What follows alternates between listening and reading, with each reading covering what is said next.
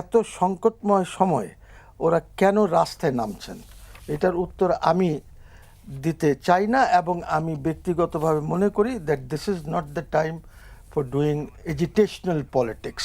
আচ্ছা, this is the time যখন আপনি গঠনমূলক রাজনীতি করবেন। নতুন একটা সরকার আছে, এই সরকারের সহায়তা করবেন যে কিভাবে আমরা এই সংকট থেকে বেরিয়ে আসতে পারি। দরকার হলে ইভেন অপোজিশন ইচ্ছা করলে তো তারাও এই যে এইখানে আমাদের এইখানে অনেক বিজ্ঞ লোকজন আছেন, ওদের সাথে কেন বসে না? ওদের সাথে তো বসতে পারলে, খালি হাউকাউ করলে তো হবে না, চিল্লাচিল্লি করলে তো হবে না। আমাদের দায়িত্ব, প্রাইম দায়িত্ব হচ্ছে সংকট থেকে কিভাবে বেরিয়ে আসব। তেলের সংকট দেখেন, এই সংকটটা কত ডেঞ্জারাস। আপনি এইটার সাথে আমাদের লিঙ্কড আছে ফার্টিলাইজার, এইটার সাথে আমাদের লিঙ্কড আছে হিলিয়াম, যেটা দিয়ে আপনার এই এমআরআইটাই চলে, এরকম অনেক আছে। So it's not just that আমার তেলটা গাড়িতে পাচ্ছে না, ঠিক আছে। তারপরে আপনার ডিজেল সংকটে ধরেন আজকে অপারেশন থিয়েটারে আছে, মানুষের অপারেশন চলছে, আপনার যদি ইলেকট্রিসিটি চলে যায় আর জেনারেটরে যদি ওরা তেল না দিতে পারে, তাহলে ওই লোকটার কি অবস্থা হবে? অনেক সংকট, ঠিক আছে।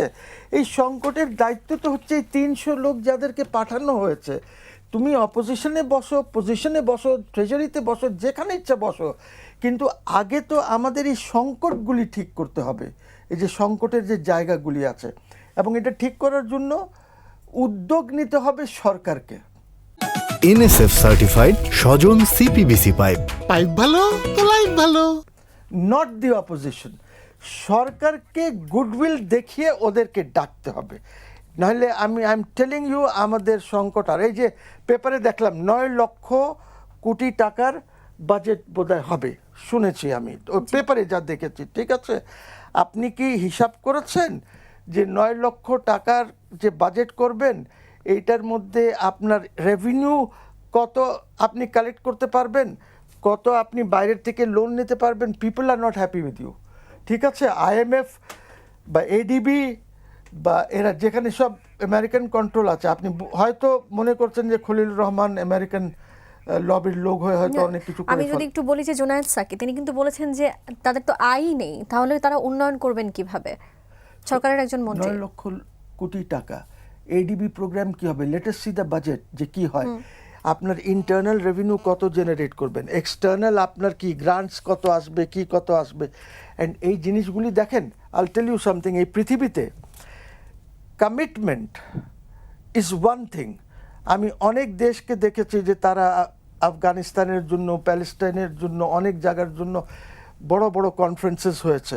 এই কনফারেন্সেসগুলিতে কমিটমেন্ট হয়েছে যে আমি 1 বিলিয়ন দেব, আমি 500, but commitment is commitment.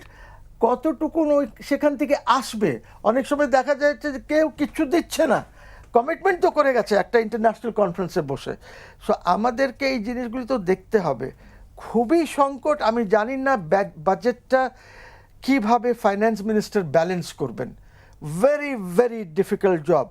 R internal revenue যে ট্যাক্সের যে টাকাটা আছে, ইনকাম ট্যাক্স তো খুব অল্প, ইটস নট মাচ, 15-16% হয়তো of the total internal revenue generation.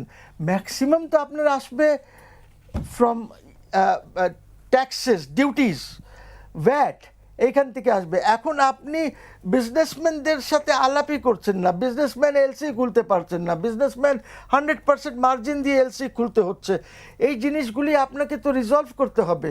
কিভাবে? যদি আমি ইম্পোর্টই না করি, ইম্পোর্ট কমে যায়, তাহলে ডিউটিস কমে যাবে, ডিউটিস কমে গেলে তো আপনার ইন্টারনাল রেভিনিউ জেনারেশন কমে যাবে, ভ্যাট যদি না সংকটের সৃষ্টি হবে।